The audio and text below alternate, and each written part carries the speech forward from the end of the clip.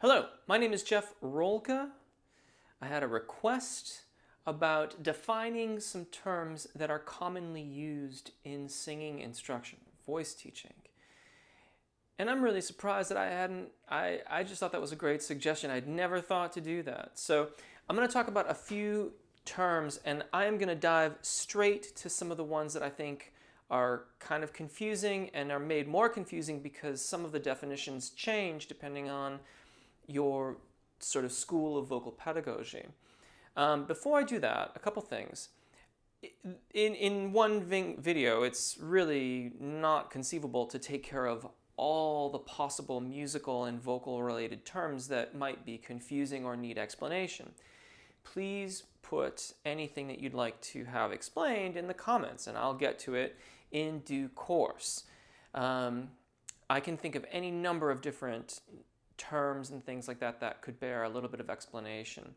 But as I said, I'm going to go straight for the heart of the matter, which in my opinion is the language that is around the break, if you prefer, this point of transition in our voices. Before I do, thank you if you've chosen to subscribe. I really, really appreciate it. It really helps the channel, and if you haven't done so yet, I hope you'll consider doing so now. There are lots of other ways to support this channel. They are in the description, and I hope that you will avail yourself of something that you find there that is reasonable to you. The break. My channel largely avoids talking about the break in those terms because I don't like the idea of suggesting that our voices are somehow broken.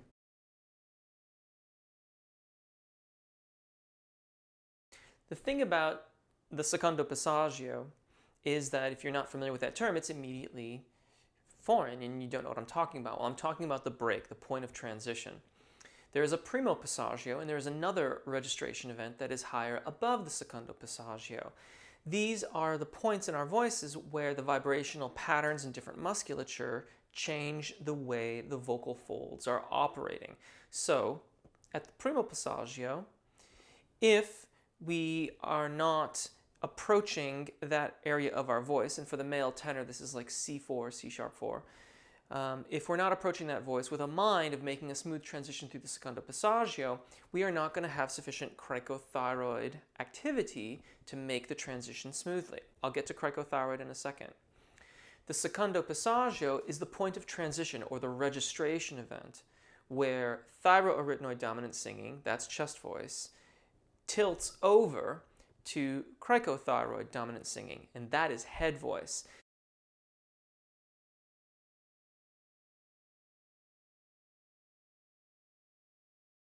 And I use the word tilt there purposely.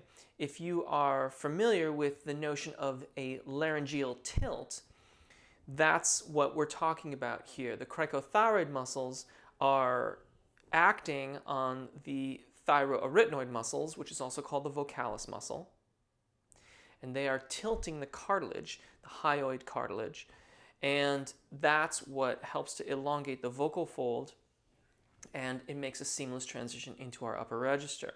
So for a vocalist that's coming into the zona de passagio, now I'm a tenor, so that's C4, and I'm going to sing a pattern that goes up to E.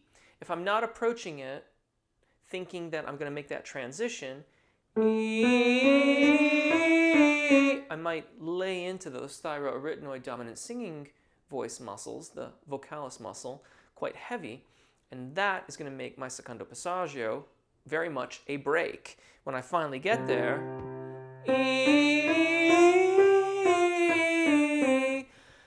I slide off the vocal fold. Now that's a term that is a little bit inaccurate. What's actually happening is that the vocal fold is separating and I'm getting a falsetto tone production. More on falsetto in a second. If I approach this range of my voice where I know that the cricothyroid muscles are going to get more engaged, I know that the vocal folds are going to elongate, I can afford to be a little bit more balanced.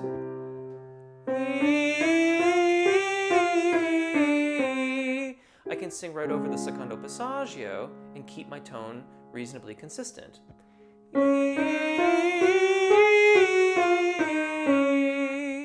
Voce piena in testa, the sound of chest voice in head.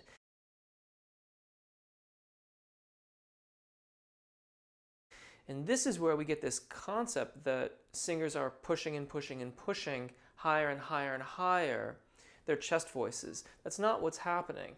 They're making a very, very smooth transition over the secondo passaggio. They're maintaining the resonances of the chest voice, voce piena in testa, the sound of chest voice in head. Head voice is cricothyroid dominant singing. That is where the cricothyroid muscles have worked to elongate the vocal fold while it's remaining closed, adducted, A-D-D-U-C-T, I believe there's two T's, E-D, adducted.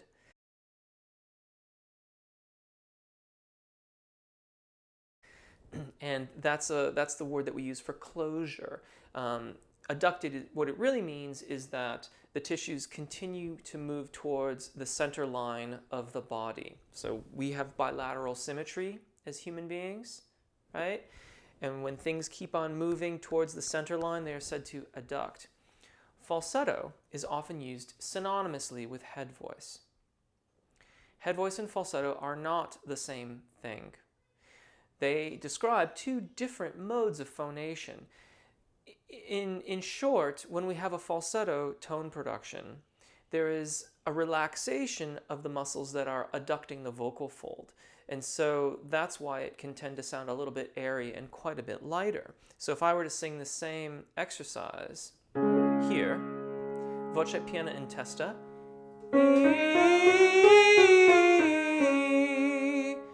but now a sort of medium falsetto instead.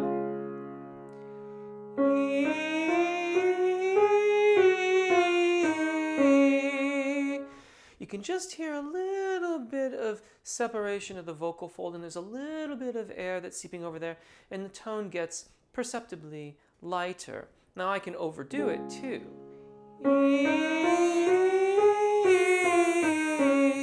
And it becomes much more obvious, and I lose a lot more air. They're not the same thing, they're different modes of phonation. So, this is a start, which is going to become a new aspect of the channel. Vocal definitions. Here we've talked about thyroarytenoid dominant singing, which is chest voice, and that's referring to the musculature that's primarily involved in phonation, or singing, in your chest voice range. For the male tenor, that's below C4.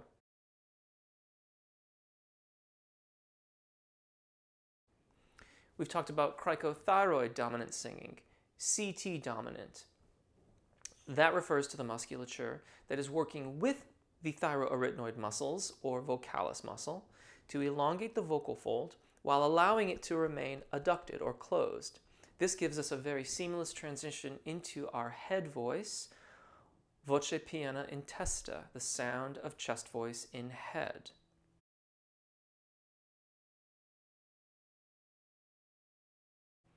Falsetto is yet another mode of phonation. In falsetto tone production, you have a slight abduction, or separation of the vocal fold.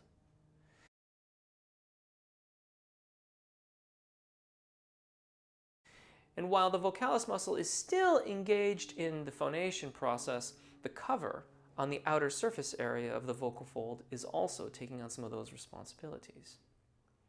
We've also talked about the secondo passagio, the primo passagio. Those are both points of registration events. Most of us sing past the primo passagio without even noticing it.